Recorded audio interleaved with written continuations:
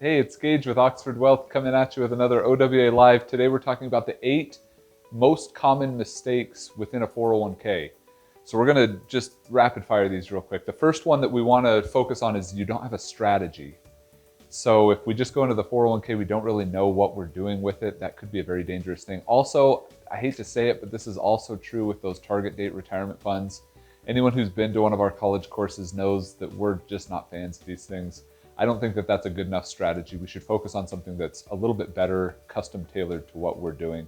Second is too frequent trading. Realize that a 401k is not an opportunity for you to become a day trader. I don't think it's something that you should constantly go through and adjust. We do want to make sure that we are making adjustments on a regular basis, but doing too frequent of trading can be a dangerous thing. Number 3, we aren't maximizing our tax-deferred savings. So right now, if you're younger than 50, you can contribute up to $19,000 into your 401k and $6,000 into either a Roth IRA or a traditional IRA. If you're over the age of 50, you can contribute up to $25,000 and $7,000 to each of those respective accounts. We should be doing what we can to maximize those contributions as much as possible. Number 4 is kind of a tough one, prioritizing for college funding. A lot of us with the kids, we think, oh yeah, I need to be saving for college and everything like that. We're gonna forego our retirement savings. That can be very detrimental because you're missing out on years of contributions. Very dangerous thing. Number 5, we don't wanna overlook healthcare costs. Overlooking healthcare costs can be one of the biggest expenses that we're gonna face in retirement planning. We need to make sure that we've got some proper plan in place to adjust for those ever increasing, ever inflating prices that are attached with healthcare. So make sure that you're addressing what those healthcare costs look like. And that includes long-term care, by the way.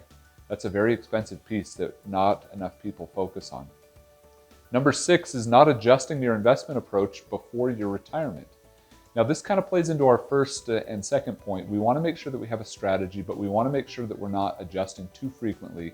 We will usually recommend that we should reallocate the account every 6 to 12 months. We think that that's enough to make sure that you're not overbalanced in one position, that you're keeping a proper strategy in place. But especially as you get closer and closer to retirement, obviously we should be taking less and less risk.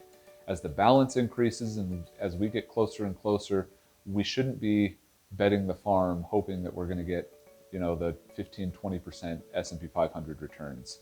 So adjusting as you move closer to retirement to take less risk. We usually say 10 years 10 years out from retirement, you should reduce your risk. 5 years out, you should reduce it again. And then every year that you get closer, keep adjusting your risk using the right types of tools. Number 7, moving into retirement with too much debt. This is kind of a touchy subject. I want to be careful with this one because I don't think it's bad to go into retirement with a mortgage. I want to be very clear about that, but having maybe too much credit card debt can be detrimental. Even having a high interest car loan or a high interest personal loan is something that we really want to avoid. Just make sure that you have a good solid debt plan with your retirement planning as you're moving into those into that retirement phase. And the final topic, it's not all about the money. The important thing to realize is that there is a time specification that we need to be paying attention to. Specifically, when we retire, yes, we need to make sure that we've got the finances to retire. But second off, what are we going to do with our time? What's going to keep us busy during the day? That is one of the most important questions that not enough people ask themselves. If you would like help with any of these 401k topics, please reach out to us.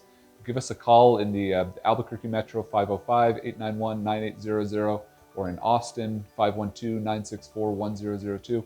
We look forward to talking with you. Hope that this helps with your 401k and do your best to maximize those gains with the 401ks as you're moving forward. Thanks everybody. See you next week.